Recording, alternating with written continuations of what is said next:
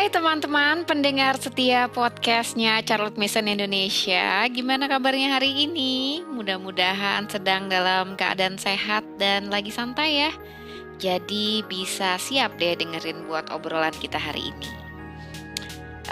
Kalau teman-teman rajin menyimak episode-episode sebelumnya, pasti udah lumayan ngeh juga ya tentang fondasi dasar dari metode Charlotte Mason itu seperti apa. Dari visinya, instrumennya, sampai pandangan-pandangan Charlotte Mason terhadap berbagai isu pendidikan. Nah, hari ini kita mau bahas hal yang sedikit lebih aplikatif nih. Walau tetap nggak lepas dari filosofinya ya, karena apalah metode CM tanpa basic filosofinya gitu kan. Nah, biasanya banyak yang kepingin tahu nih, kalau anak-anak usia dini di metode CM itu ngapain ya?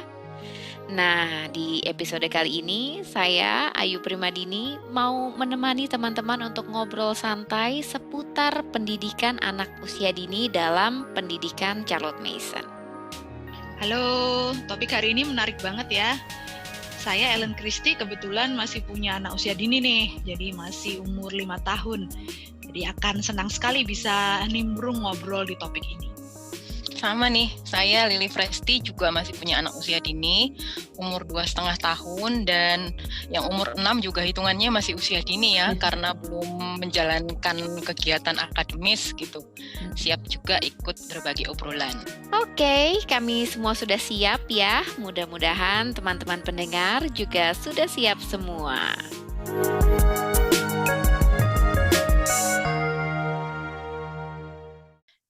Kalian dulu waktu masih jadi Mahmud gitu ya, anak masih kecil-kecil ya, Mahmud Anak Abbas pertama ya. atau Mahmud Abbas, Mama muda, anak baru satu gitu ya, orang sekarang bilang itu. Itu sempet nggak ngalamin mikirin gimana supaya anak cepet bisa ini itu gitu, misal ya, pengen anak bisa cepet baca atau mahir main alat musik tertentu gitu. Gimana supaya cepet gitu ketahuan minat bakatnya. Atau sempet nggak sibuk banget gitu nyari ide sekaligus nyiapin macam-macam kegiatan biar anak tuh belajar sesuatu atau sesimpel biar dia itu nggak keangguran gitu. Biar nggak nganggur gitu ya soalnya. Ya. Jadi ambisius ya. Aku pernah sih menjadi orang tua yang ambisius seperti itu ya. Tapi justru ini waktu itu terjadi tuh pas anaknya masih bayi banget gitu. Anakku yang pertama si Taci itu masih bayi banget gitu. Jadi itu lebih parah sih sebenarnya. Jadi aku sebelum punya anak itu pernah tahu metode membaca cepat itu loh yang bisa dibacakan dari anak sedini mungkin gitu, dari anak bayi gitu ya. Bayi belajar membaca itulah pakai metode yang inisialnya GD gitu kan. Terus jadi Oh iya, Tahu iya. aku tahu. Aku juga. Iya gitu. Jadi terus aku tuh udah nyiapin loh kartu-kartu untuk belajar baca itu dari aku hamil coba. Gitu. Jadi aku semangat banget gitu menyiapkan, wah kayaknya seru nih ya kalau anakku nanti bisa baca usia dini gitu. Usia 1 tahun udah bisa baca, kayaknya keren gitu kan. Terus aku udah nyiapin dari hamil, kartu-kartunya dari yang gede banget sampai yang kecil gitu udah aku siapin. Tapi terus giliran anakku lahir gitu, dia umur 3 bulan gitu kan, udah mulai aku kasih kartu itu. Terus aku kok ngerasa, kayaknya ada yang aneh ya dengan proses ini ya.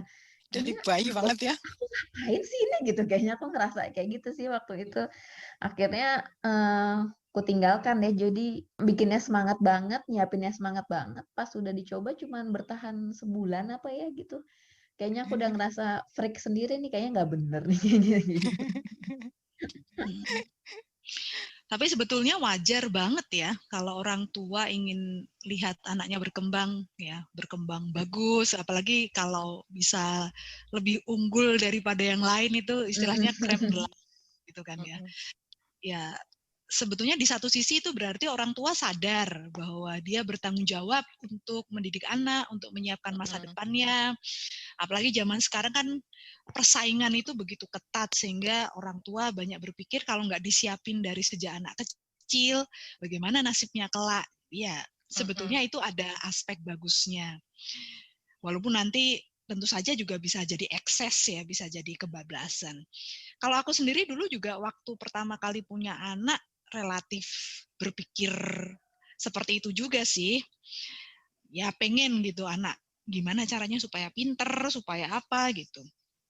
Cuma ya seiring bertambahnya wawasan, aku jadi lebih paham cara melakukannya dengan lebih tepat. Jadi kepengen anak pinter tuh nggak salah ya. Kepengen anak pinter, kepengen anak bisa survive di masa depan, kepengen anak bisa menemukan bidang yang dia unggul di situ, itu bukan sesuatu yang salah. Hanya saja kita perlu menemukan cara melakukannya dengan tepat gitu.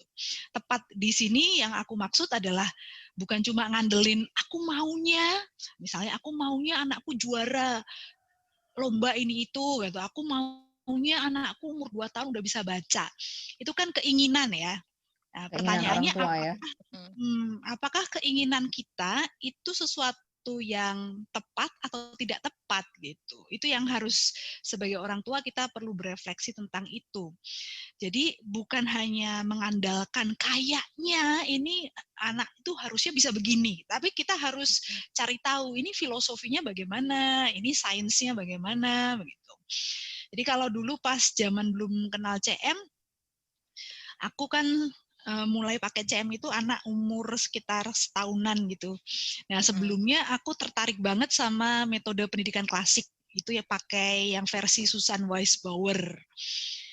Waktu itu kan panduanku bukunya Susan yang judulnya The Well-Trained Mind ya, kalau biasanya disingkat WTM gitu. Waktu itu aku tertariknya simple sih, ketika belajar tentang metode pendidikan klasik, aku suka karena kurikulumnya itu isinya buku-buku paling paling berpengaruh sepanjang masa gitu. Jadi termasuk karya para filsuf besar di situ yang mulai Plato lah, Aristoteles lah, segala macam itu masuk di dalam kurikulumnya pendidikan klasik ini. Jadi ya maklum ya karena aku alumni filsafat gitu, jadi pengen banget dong nanti anak-anakku kelak juga jadi pemikir besar gitu. Minimal jadi pembaca karya filsafat deh gitu. Jadi di sini kupikir memang cita-cita orang tua untuk anak itu biasanya terpengaruh oleh masa lalu si orang tua itu sendiri gitu. Nah, metode klasik ala WTM ini itu target akademisnya tinggi banget gitu. Dan di metode ini kemampuan berbahasa sangat diprioritaskan.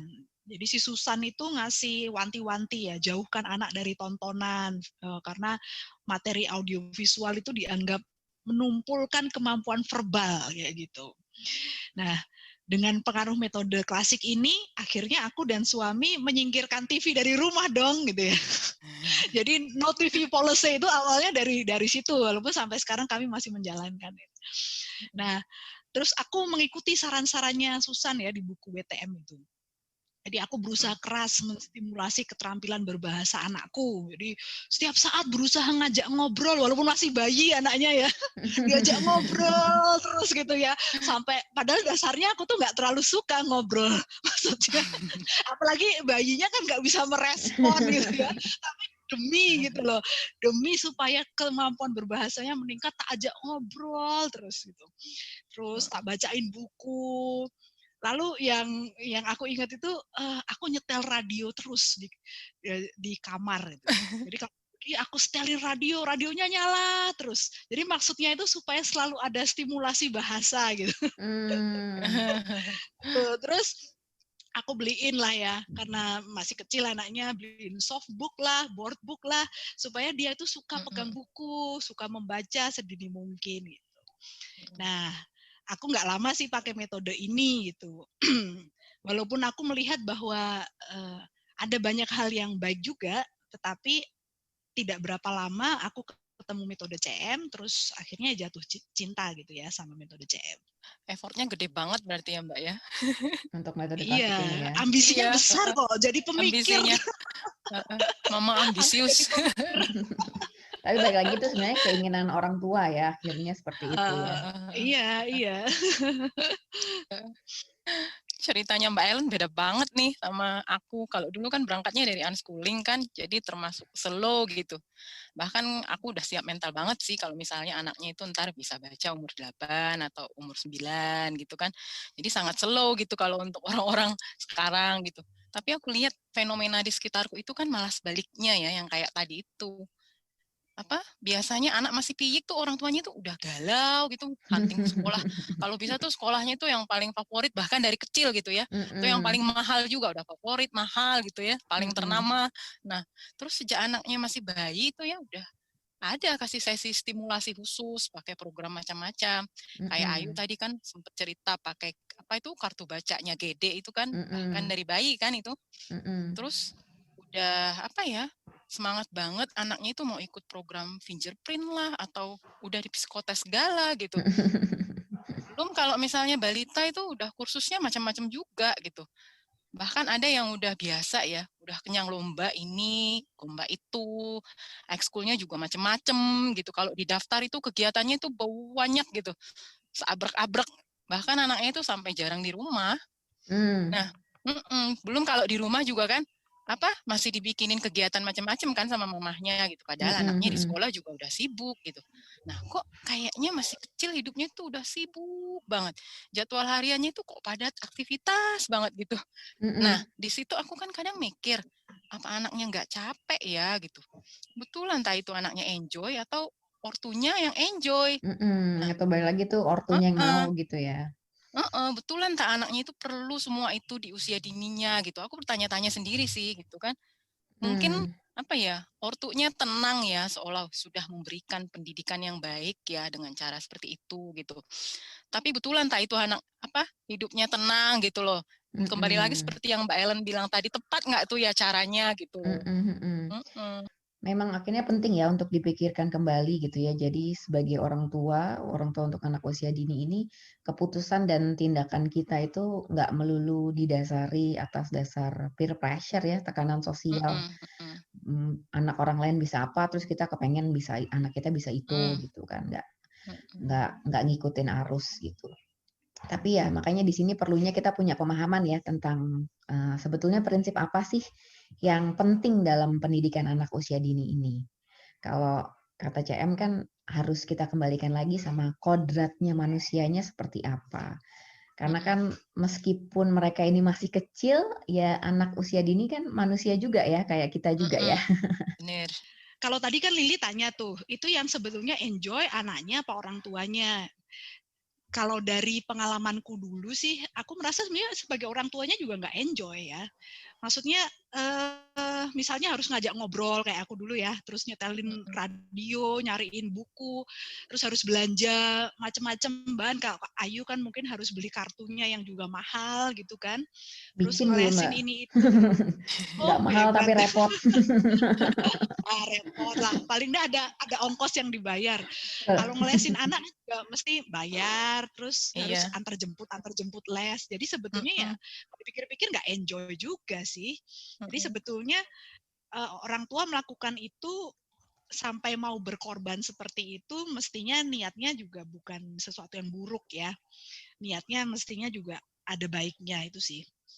Nah, Mm-mm. hanya CM kan ngasih saran aja supaya kita sebagai orang tua benar-benar berefleksi supaya tadi dibilang kan kita nggak mudah ikut mayoritas tren apa yang dilakukan orang lain gitu.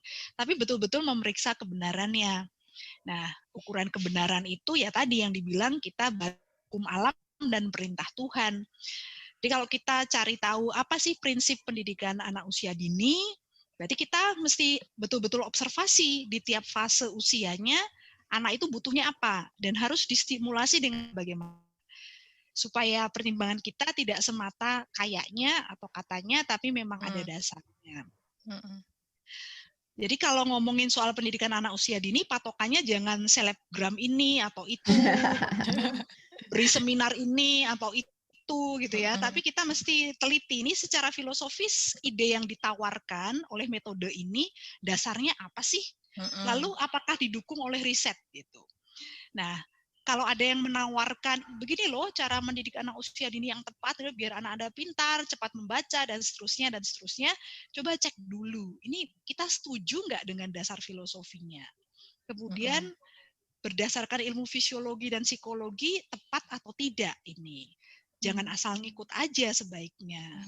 Nah, CM sendiri kan menyusun konsep-konsep pendidikannya, termasuk pendidikan anak usia dini dengan cara seperti itu. Karena CM itu lama jadi guru, jadi dia banyak mengamati perilaku anak-anak. Terus CM juga membaca banyak sekali tulisan para ahli pendidikan, ya filsuf, ya saintis gitu kan, termasuk ilmu soal otak dia pelajari. Dari situ CM menyimpulkan bahwa anak di bawah usia 6 atau 7 tahun itu sebetulnya belum waktunya disekolahkan atau dalam arti diberi pelajaran akademis secara terstruktur. Karena memang konfigurasi tubuh dan otak anak memang belum cocok untuk mengikuti proses akademis yang terstruktur. Kalau kita misalnya terburu-buru kayak mengajar baca tulis, terus menghitung matematika gitu ya, ngasih jadwal banyak-banyak, itu kalau menurut CM dari hasil studinya terhadap berbagai macam bahan tadi malah akan merugikan tumbuh kembang anak-anak. Makanya kebijakan CM soal akademis itu di masa usia prasekolah itu mirip dengan unschooling sebetulnya ya Lia, yaitu biarkan anak yang jadi pemimpin gitu. Biarkan anak yang menentukan dia mau belajar apa, kemudian belajar dengan cara yang bagaimana. Jadi supaya pada masa prasekolah itu anak terbiasa belajar karena motivasi dari dalam dirinya sendiri dulu. Nah, nanti kalau misalnya kita membahas habit of attention, hal ini akan lebih diperjelas mengapa kok harus demikian. Iya. Setuju banget ya sama CM ya. Jadi kita itu jangan sekedar melakukan sesuatu tuh atas dasar testimoni yang keren-keren gitu ya. Jadi kayak kalau kata CM tadi bukan tanpa dasar juga ya, kalau misalnya ortu itu orang tua ya diminta menahan diri untuk tidak memberikan pelajaran akademis terstruktur sampai waktunya nanti ya, ada dasarnya juga ya. Katanya apa tadi? Tahun-tahun pertama. Itu loh Li, tadi kan kamu bilang kelihatan keren-keren itu kan, jadi kan keren sekarang gitu loh, keren dalam jangka pendek. Karena tapi dalam jangka panjang bagaimana, itu yang CM pertanyakan. Harus diperiksa ya Mbak ya. Iya, kalau CM tadi kan jelas ya, ada dasarnya kan kita diminta untuk menahan diri untuk tidak memberikan pelajaran akademis terstruktur kan ya sampai waktunya nanti. Nah, itu tahun-tahun pertama kehidupan anak itu kan justru katanya saat-saat untuk membangun fondasi kehidupan, fondasi belajar kan yang penting untuk anak agar kelak bisa bertumbuh terus menuju kepedulian dan keluaran pribadinya kan, itu kan kalau di CM ya. Lagi pula kan kebayang ya, kalau misalnya anak itu sibuknya sampai bejibun, terus disetir melulu sama ortunya. Aku kebayangnya sih alih-alih deh anaknya itu menjalani kehidupan yang tenang, malah kayak nggak ada waktu gitu ya untuk tumbuh kembang pribadinya, atau sekadar santai, self-talk, ngayal gitu kan. Kayak nggak ada waktu gitu. Nah, gimana kita berharap kan anak bisa refleksi, bisa berpikir mandiri, penuh inisiatif, antusias sama sekitarnya kalau gitu kan. Iya kan? Lagi pula kalau masa ini kan sebetulnya sebentar banget kan ya. Kalau sampai 6 tahun tuh kan berarti cuma 6 tahun gitu. Nah, itu selepas ini kan anak usia dini itu kan akan berhadapan juga kok dengan realita dunia yang memang sibuk banget gitu kan, jadi nggak perlu buru-buru lah ya kita itu menghadapkan anak dengan kesibukan yang sebetulnya nggak dia perlukan atau nggak penting gitu loh untuk anak usianya. Ya betul banget sih, bisa-bisa jadi malah overstimulasi ya, dikasih ini kasih itu gitu. Nah kalau udah overstimulasi bisa berujung kelelahan mental ya. Terus kalau orang tua terlalu terbiasa juga ngedikte anak harus begini, harus begitu, jadwal pagi, bangun tidur, habis mandi harus sarapan, habis itu harus duduk belajar baca, habis itu belajar bikin percobaan ini gitu kan. Misalnya terlalu banyak hal yang didikte gitu, akhirnya anak juga bisa kehilangan inisiatif ya. Dan antusiasme belajarnya jadi bisa luruh juga karena semuanya sudah disediakan gitu. nanti bisa-bisa dia kehilangan kreativitas gitu kan. Jadi ketika dia bosen, dia nggak tahu mau ngapain, dia menuntut gitu ya. Mama aku bosen nih, aku harus ngapain gitu kan. Jadi ujungnya seperti itu ya. Atau malah bisa berujung dia sudah terlalu banyak belajar dari luar gitu yang inisiasinya dilakukan oleh pihak luar, orang tua dan sekitarnya itu, berujung ketika akhirnya mereka sudah waktunya di fase akademis itu, akhirnya udah kelelahan ya, banyak cerita kayak gitu ya. Jadi udah sekolah dari umur 1 tahun, dari 2 tahun udah sekolah gitu. Giliran masuk SD, jadi kayak capek gitu, kayak lelah gitu, terus nggak mau belajar, kecapean sendiri gitu. Karena kebutuhan-kebutuhan yang dia butuhkan di usia dini itu kayak belum terpenuhi gitu ya, seperti itu ya. Memang sih ya mengupayakan apa ya, kehidupan yang tenang untuk anak usia dini kayak jadi menantang ya di masa sekarang gitu. Karena Masa yang hiruk pikuk ya. atmosfernya memang hiruk pikuk gitu kan ya di masa sekarang gitu. Nah, tapi kan kalau kita paham juga ketenangan dan keteraturan hidup itu bagus gitu untuk tumbuh kembang pribadi mereka, ya patut juga lah kita upayakan gitu. Tanpa dikesa ataupun digegas itu sebetulnya kan mereka bisa tumbuh kok, bakal tumbuh jadi pribadi yang merasa aman dan percaya kan sama orang tua dan sekitarnya, pribadi yang kalem dan fleksibel, penuh inisiatif, dan hasrat belajar alaminya itu tadi tetap berbinar-binar sama seperti ketika mereka dilahirkan ke dunia ini gitu, seperti bayi gitu ya yang tetap antusias dengan sekelilingnya gitu. Ingat kan ya kalau anak-anak masih bayi itu kan kita percaya banget kalau dia itu kan pribadi pembelajar kan sebetulnya. Kita nggak perlu misalnya kasih pelajaran khusus tentang jalan gitu supaya anak bisa jalan ya kan, tinggal kita kasih kesempatan aja dia mendapatkan pengalaman jalan, nanti dia juga bisa jalan gitu. Atau kita nggak perlu misalnya kasih sesi pelajaran khusus tadi soal ngomong gitu kan, ngomong terus misalnya gitu, supaya dia bisa mahir ngobrol gitu ya, tinggal kita ajak ngobrol aja atau kita timpali ketika dia mengajak ngobrol gitu. Ya menarik tadi yang Lili kan beberapa kali menyampaikan kalimat CM ya, biarkanlah anak itu menjalani 6-7 tahun kehidupan pertamanya dengan tenang gitu. Nah, ini yang aku pikir orang tua zaman sekarang itu dikondisikan untuk tidak bisa mengapresiasi kehidupan yang tenang itu.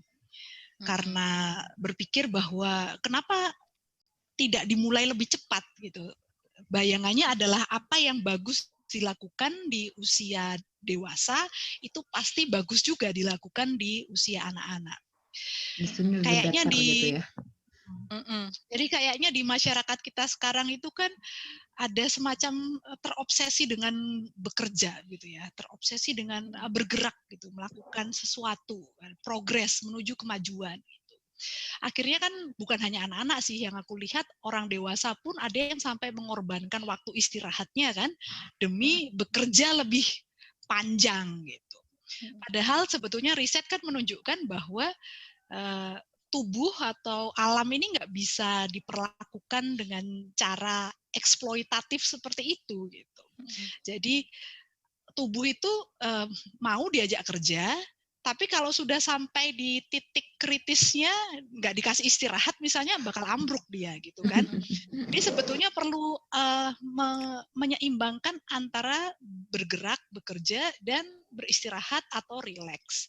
Nah, begitu juga dalam fase pertumbuhan manusia itu kan ya riset-riset membuktikan bahwa anak-anak usia dini ini mereka punya kodrat tersendiri yang akan berbeda dengan orang dewasa gitu.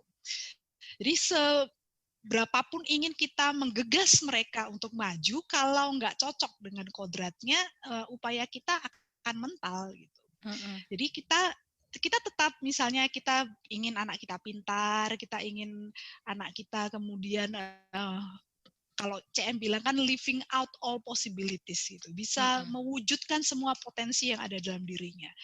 Tetapi kita tidak bisa menyamaratakan metodenya dengan metode ketika orang itu sudah dewasa. Jadi lihatlah anak usia dini sebagai anak usia dini dan pelajarilah apa yang khas pada anak usia dini sehingga kita bisa mencocokkan metode pendidikan kita dengan kekhasan kodrat mereka. Jadi anak itu nggak bisa dipaksa masih umur bayi gitu ya, langsung dipaksa supaya bisa melakukan seperti yang dilakukan anak umur 10 tahun itu kan nggak mungkin gitu. Manusia tidak bekerja dengan cara seperti itu.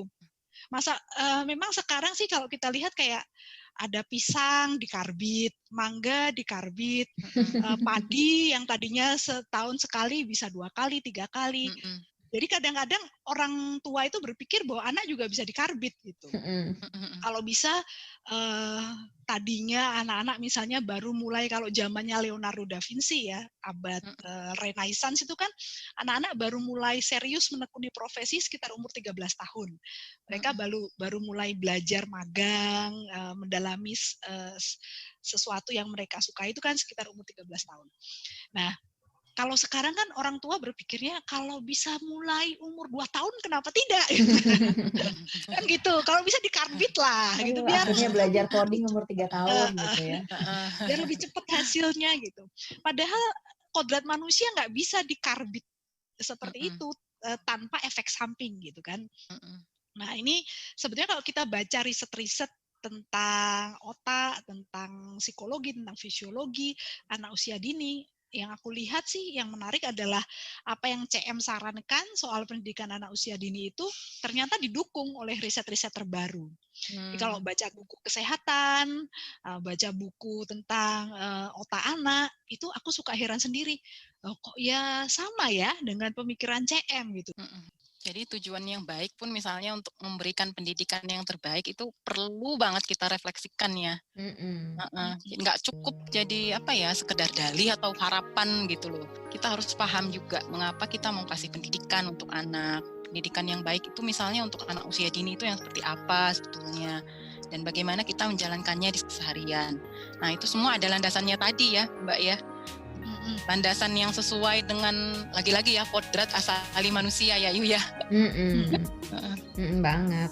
Jangan sampai nanti kita malah salah kasih fondasi sehingga nanti kayak kita meninggalkan hutang pengasuhan dalam kehidupan anak ke depan-depannya ya. Di usia dini ini memang fase penting untuk meletakkan dan menata fondasi pendidikan karakter yang memang betul-betul prinsipil untuk pertumbuhan pribadi anak supaya nanti dia siap melangkah ke fase-fase kehidupan selanjutnya ya.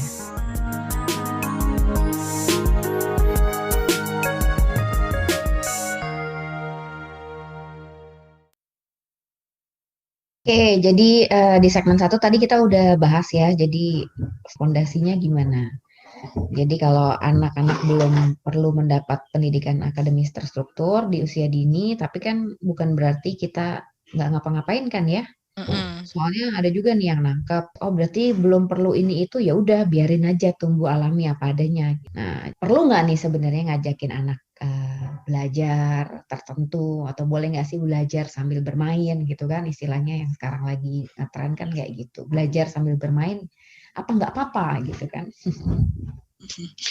Ya kalau buat anak itu sebenarnya belajar dan bermain itu nggak ada bedanya ya, apalagi anak usia dini gitu.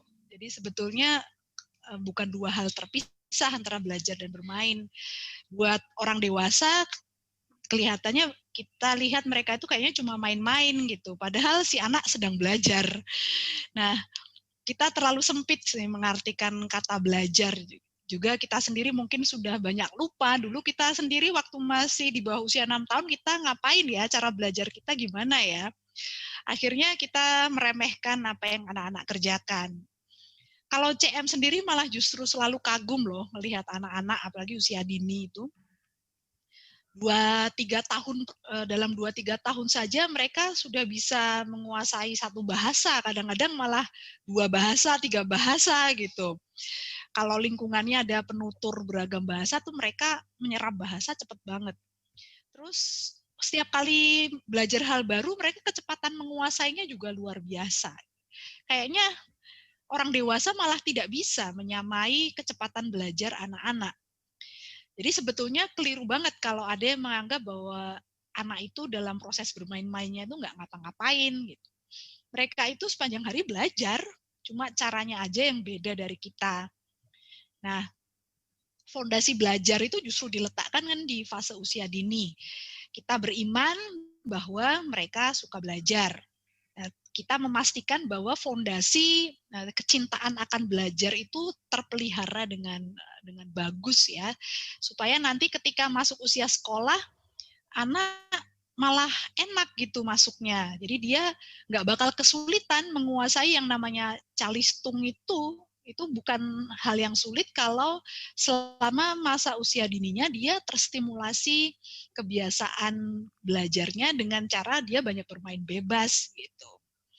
Jadi bayangin aja kalau misalnya masuk sekolah itu anaknya badannya sehat, gesit gitu karena suka main-main, suka lari-lari, alert kalau istilahnya CM. Terus dia masuk sekolah sudah punya kebiasaan taat, kebiasaan fokus, kebiasaan mengerjakan sesuatu sebaik-baiknya. Dia suka baca buku, dia minat belajarnya tinggi, kemampuan komunikasinya baik, pengendalian dirinya bagus. Coba, guru mana yang nggak pengen punya murid kayak gitu? Ya itu kan semua karakter baik yang sebetulnya perlu jadi prioritas kita untuk kita pelihara, kita wujudkan dalam diri anak selama dia masih di masa usia dini. Jadi jelas ya, kalau sebagai orang tua kita itu kan pastinya punya otoritas kan untuk menjalankan pendidikan karakter dari dini kan ya untuk anak gitu. Tapi dalam menjalankannya itu kita tetap harus respect sama keutuhan pribadi anak ya, semuda apapun usianya gitu. Nah, misal kalau anak usia dini itu kan kodratnya itu kan penuh rasa ingin tahu, berhasrat nyoba melakukan segala hal yang dilakukan orang sekitarnya. Terus rentang perhatiannya itu kan masih pendek. Secara emosional kelekatannya kan masih kuat sama orang tua. Suka banget gitu belajar dari hal-hal nyata, suka bermain peran, suka mengoceh gitu dan lain sebagainya. Jadi pendidikan karakter yang kita jalankan itu kan harus jalan dengan kodratnya asali anak usia dini itu tadi gitu. Nah, makanya saat-saat seperti masa-masa usia dini ini kita latihkan kebiasaan-kebiasaan seperti yang tadi udah Mbak Ellen jelaskan ya, seperti kebiasaan hidup teratur, kebiasaan makan sehat, kebiasaan taat sama otoritas, kebiasaan memperhatikan, kebiasaan inisiatif, kebiasaan mengungkapkan pikiran lewat bercerita, dan lain sebagainya gitu kan. Nah, terus sebagai manusia, anak usia dini itu kan juga kodratnya itu kan utuh juga sama seperti kita orang dewasa kan, nggak cuma terdiri dari jasmani tapi juga kan ada sisi rohaninya juga gitu. Nah, sebagai orang tua kita berkewajiban memenuhi kebutuhan nggak cuma raganya tapi kan juga jiwanya. Kita mendidik mereka itu ya harus secara holistik juga untuk memenuhi kebutuhan jiwa raganya tadi itu gitu. Contohnya ya, misal kalau kebutuhan tubuh, kita jaga asupan makanan sehat dan bergizi, tidurnya yang cukup gitu, dan lain sebagainya ya. Atau kalau kebutuhan jiwanya ya kita bacakan dia buku-buku bagus gitu ya, living books gitu, atau kita ajak dia sering-sering ke alam terbuka, atau kita berikan dia waktu yang banyak untuk bermain bebas dan lain sebagainya. Gitu sih contohnya gitu. Jadi orang tua perlu berpikir bahwa tujuan akhir pendidikannya itu bukan sekedar bisa baca, bisa nulis, bisa hitung. Jadi bisa baca, nulis, hitung itu kan hanya sarana saja. Untuk apa anak bisa itu? Ya kalau di CM pastinya bukan sekedar supaya anak nanti bisa dapat kerjaan yang bagus, tapi supaya dia menjadi pribadi yang luhur. Nah ini berarti sejak awal anak itu harus dibiasakan hidup, menghidupi lah tepatnya, menghidupi prinsip-prinsip kebenaran, prinsip-prinsip perintah Tuhan, ya hukum alam itu, dan itu harus menjadi sesuatu yang begitu rutin di dalam kehidupannya sehingga menjadi bagian dari dirinya. Maka yang prinsip-prinsip ini akan menjadi terbentuk pada saat anak nantinya memasuki usia sekolah. Jadi kalau aku ketemu guru-guru di sekolah itu, aku ya sering mendengar guru-guru mengeluh ya, karena kok kayaknya sebagian orang tua itu seperti memasrahkan semua urusan pembentukan kebiasaan baik atau karakter baik itu ke guru-guru gitu loh. Jadi gurunya sudah ada beban untuk ngajar akademis ya, sudah cukup pusing kan itu. Masih harus ngatur anak gimana caranya mereka disiplin, biar suka baca, biar religius, biar nggak emosional dan seterusnya, bisa berbagi, nggak konflik dan seterusnya. Itu kan hal-hal yang sudah seharusnya diselesaikan dulu oleh orang tua di rumah gitu. Di rumah ya. Jadi kalau anak itu sudah disiapkan sebelum dia masuk sekolah, sudah ditata dulu fondasi karakternya. Jadi nanti waktu di sekolah itu proses belajarnya akan efektif. Jadi kan nggak terbuang sia-sia kan, bayangin. Mau belajar, anaknya ribut sendiri, dikasih perintah nggak mau mendengar, nggak bisa fokus, berantem, rebutan, terus ada yang sakit, ada yang ini, karena kebanyakan makan permen misalnya, atau kebanyakan apa. Nah itu kan gurunya repot kan, harus betulin, ini anak satu-satu. Akhirnya jam belajar yang harusnya kalau di CM itu, jam belajarnya singkat tapi bisa efektif, karena anak-anaknya sudah punya kebiasaan baik. Kalau zaman sekarang banyak guru-guru yang waktunya habis untuk ngurusin hal-hal yang seharusnya sudah selesai di rumah itu tadi. Nah ini ya, jadi kalau kita fokusnya kan hanya pada yang benar-benar prinsipil aja gitu ya Mbak, udah apa namanya, kalau sudah diberesin di rumah itu ya jadi enak ke depannya gitu ya. Makanya kalau karena itu tuh aku jadi bisa relate nih sama yang CM amarkan. Dia itu kan menganjurkan kalau anak usia dini itu di waktu-waktu terjaganya itu kan sebaiknya sering dibawa ke alam terbuka gitu. Jadi kalau sudah kebiasaan baiknya itu sudah tertata, anak juga punya keluangan waktu ya untuk melakukan hal-hal berharga seperti banyak-banyak berada di alam gitu. Kita tahu kan alam itu medium yang bagus banget untuk pertumbuhan karakter anak gitu. Nah, bukan cuma anaknya juga kan, kita sebagai orang tua juga selagi anak masih kecil dan belum ada tuntutan akademis, jadi ada waktu juga untuk bertumbuh sebagai pribadi, sekalian menghembuskan atmosfer inspiratif kan dalam kehidupan anak. Kita bisa menggunakan saat-saat ini untuk misalnya belajar parenting, belajar homeschooling kalau mau homeschooling ya kan, baca buku, menjalani hobi, beribadah, dan lain sebagainya, banyak yang bisa kita lakukan gitu. Kan kita tahu kalau atmosfer inspiratif dari lingkungan alami anak itu kan juga bernilai pendidikan kalau di dalam metode CM gitu. Betul. Jadi sebenarnya memang nggak gitu doang ya, artinya bukan kita sibuk sendiri terus anak-anak biarin aja lah di rumah ngapain aja terserah gitu ya.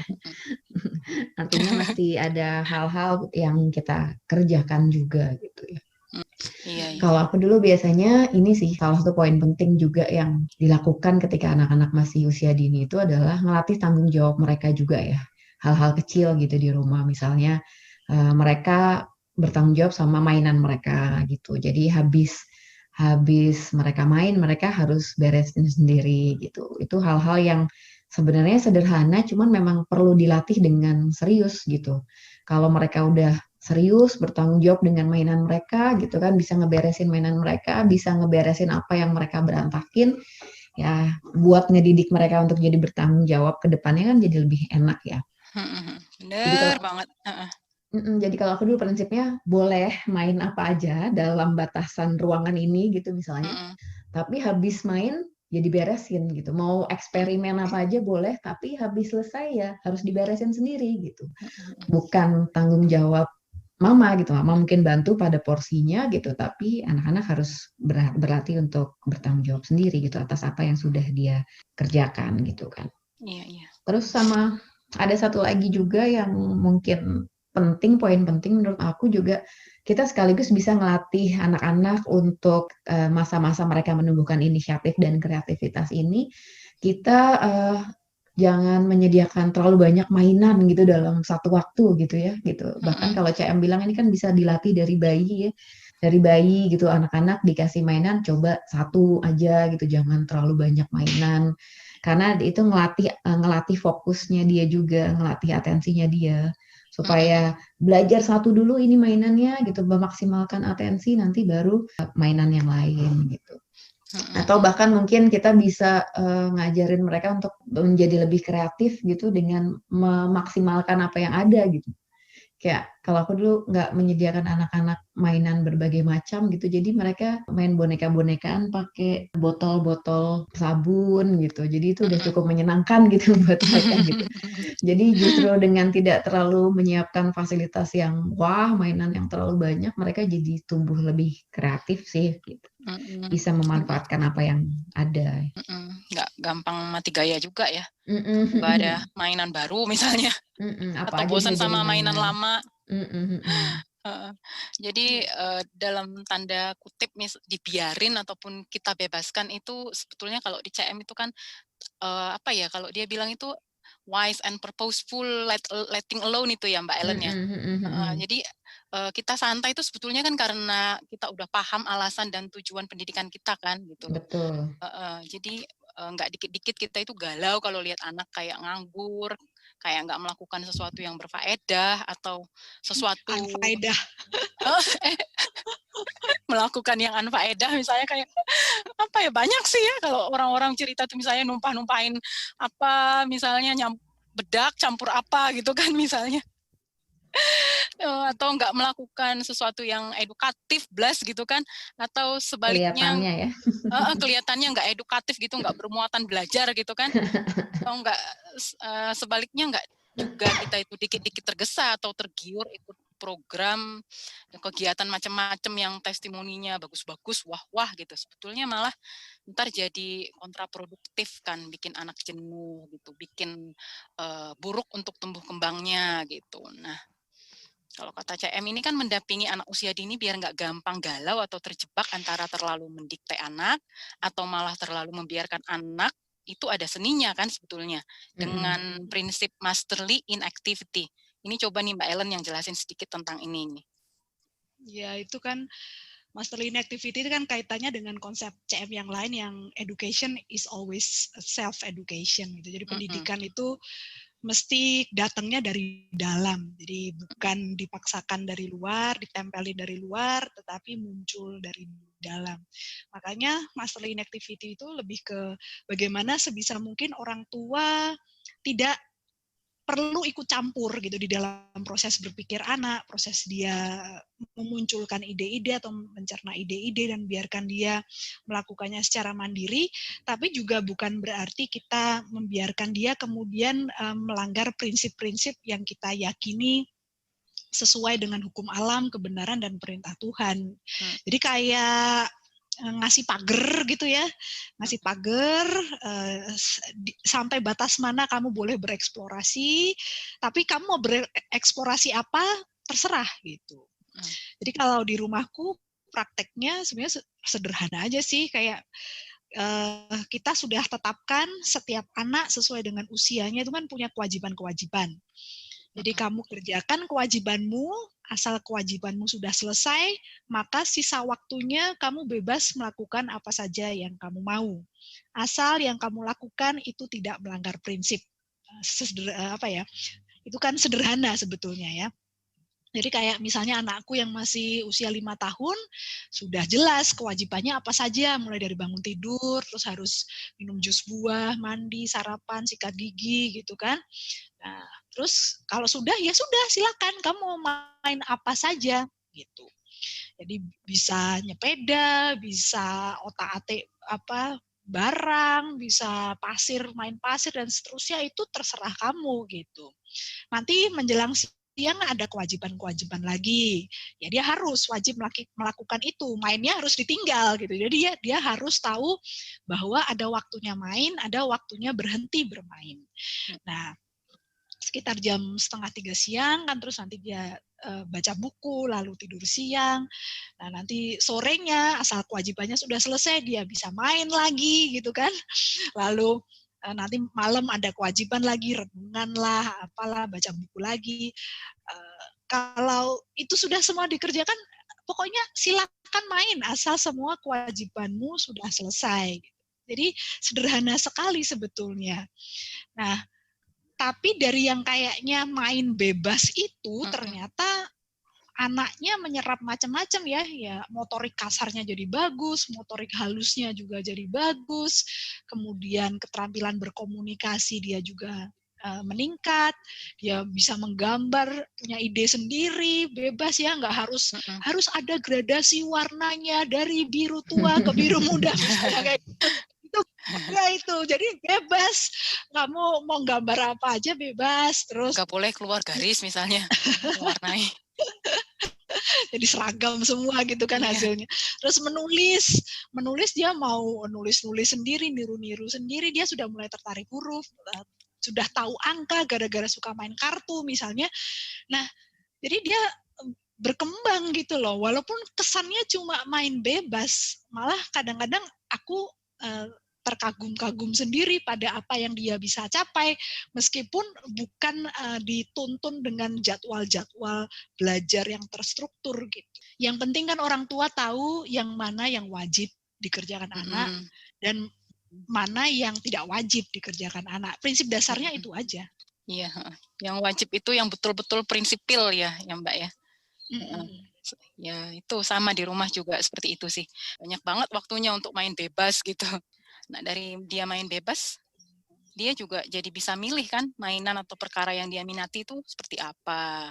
Nah dia juga bisa menghidupkan beragam karakter dari cerita yang ada di buku bacaan gitu, sekaligus merelasikan dengan dirinya. Misalnya contohnya yang kecil di rumah gitu, dia itu lagi misalnya seneng dibacakan buku Little Engine That Could gitu. Nah, dia terus ngajak kita itu, yuk kita bermain peran ini. Aku jadi ini ya Little Blue Engine, Bundi misalnya jadi kereta api yang ini, siapa jadi badut jadi clownnya gitu. Dan dia itu selalu milih jadi Little Blue Engine karena yang lain-lain dia nggak mau. Katanya Little Blue Engine tuh yang paling baik gitu, yang paling mau membantu gitu kan. Kalau misalnya kamu yang jadi kereta api tua ya Dek, yang capek gitu, dia nggak mau gitu. Ya gitu, jadi ada aja idenya. Nah di alam juga gitu kan, dengan bergerak bebas sambil memperhatikan alam sekitar, segenap indranya itu kan juga terlatih kan untuk peka. Jiwanya juga terhubung dengan kebesaran Tuhan. Panjang sih kalau kita beberkan contoh-contohnya gitu. Sebetulnya keseharian anak usia dini ini gitu. Tapi biasanya ada yang nanya tuh ya. Oh berarti kalau di CM ini anak-anak usia dini nggak boleh ya diajari huruf, diajari berhitung, diajari nulis gitu. Suka banyak nanya tuh begitu tuh. Kalau soal calistung untuk anak usia dini, CM menurutku akan menjawab bahwa bukannya dilarang ya, boleh-boleh aja ngajarin anak huruf, cara nulis, namanya misalnya gitu, asal anaknya yang minta gitu loh. Inisiatif dari anak ya. Bukan kita yang menjadwalkan, jam sekian harus belajar ini ya gitu. Jadi kalau anak minta kasih tahu aja, misalnya kan biasanya kalau anak terstimulasi bahasa dengan baik umur sekitar 4 tahun aja biasanya dia udah tertarik dengan huruf, angka. Terus dia akan tanya, "Mah, gimana sih caranya nulis namaku?" gitu. "Tolong dong." Nah, aku diajarin gitu kan. Terus kita kasih tahu nih contohnya namamu gini cara nulisnya ya. Nah, kalau anaknya yang minta ajarin aja gitu, bukan kemudian anti belajar calistung. Hanya kemudian ketika anaknya merasa sudah cukup, terus dia bilang, udah ya Mah, aku mau main lagi ya, gitu. Ya sudah, kita lepaskan gitu kan ya. Jangan terus, jangan, ini mumpung anakku lagi suka nih, ayo sini tak ajarin juga sekalian caranya ngajarin nulis nama mama, nulis nama papa, nulis Terus nama aja. Nah gitu, mumpung anaknya suka kan gitu, pikirnya kan gitu, memanfaatkan keadaan gitu. Kalau itu udah kebablasan kalau itu ya. Jadi orang tua layani anak. Jadi kayak tadi aku bilang kan bahwa anak usia dini ya biarkan anak yang jadi pemimpin. Kalau soal akademis, dia pengen belajar apa, nulis apa, baca apa, ditemani aja, dilayani aja. Tapi begitu dia sudah cukup, ya sudah, nggak usah disuruh lanjut. Ada fasenya nanti di fase, kalau dia sudah fase akademis, kita menyuruh dia lanjut. Itu nanti ada kaitannya dengan habit of attention lagi ya. Nah, jadi itu yang aku pikir orang tua harus menahan diri, itu tadi yang Lili juga udah bilang, menahan diri gitu. Jangan kemudian memanfaatkan kayaknya anak saya suka nih gitu. Lalu dibikinin Karena sudah menunjukkan ketertarikan, saya jadwalkan dia belajar baca tulis hitung setiap hari 1 jam atau setengah jam misalnya kayak gitu. Nah, kalau Mumpung lagi sudah seneng gitu ya. dijadwalkan,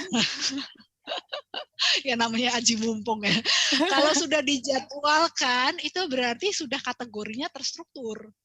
Dan CM bilang itu tidak tepat sebetulnya kalau anak masih usia dini, belum waktunya malah bisa merugikan. Iya. Jadi itu ya, ntar alih-alih anak itu berhasrat banget gitu kan, ingin tahu, terus malah bisa-bisa itu jadi hilang penasaran, atau malah enek ya, misalnya enek sama alfabet, atau enek sama menulis gitu kan. Nanti giliran waktunya dia udah nggak mau lagi. Iya, gitu. Terus selain anak-anak itu bisa fatal juga loh. Ini misalnya anak jadi merasa terdogma kan, kalau belajar itu ya harus banyak-banyak diajari gitu. Lama-lama dia nggak percaya diri lagi kan, kalau dengan inisiatif dan hasrat belajarnya itu dia bisa loh belajar mandiri gitu. Gini kalau makin gede ya repot gitu. Repot tadi yang Nah, berarti kalau nantinya anak itu sampai ngeluh malas belajar gitu, bosen belajar, berarti perlu direfleksikan kembali ya, ditelaah ulang ya, jangan-jangan ada perlakuan yang salah gitu, jangan-jangan dulu pas usia dini sudah digegas terlalu besar gitu. Jadi sebenarnya dengan masterly inactivity ini ya, dari asal kata master ya, tuan gitu tapi inaktif gitu kan, keren ya istilah ini nih sebenarnya aku suka banget gitu. Jadi pendidikan CM untuk usia dini ini terasa memang gentle banget ya, sangat memperhatikan pertumbuhan anak-anak sebagai pribadi yang utuh sekali gitu. Kita jadi bisa fokus untuk ngedidik anak yang sifatnya betul-betul prinsip aja yang dibutuhkan oleh pertumbuhan karakter pribadinya tuh apa, dan kita sesuaikan dengan pertumbuhan anak itu sendiri. Selebihnya ya kita perlu mengimani kalau mereka tuh memang mampu bertumbuh secara mandiri. Jadi kita perlu ngerem ya sebagai orang tua untuk nggak menjejalkan ego kita kepada mereka. Kita perlu jaga keseimbangan ya, supaya anak tuh jangan terlalu bebas, tapi juga sekaligus bisa menumbuhkan kebiasaan-kebiasaan baik ya. Kayak tadi ya, kebiasaan berinisiatif, kebiasaan berkreasi, kebiasaan memusatkan perhatian, dan lain-lain seperti itu ya. Biar kita nggak overstimulasi ya, atau terjebak jadi helikopter parent atau hyper parenting semacam itulah ya. Oke, teman-teman, terima kasih ya untuk perbincangan kita hari ini.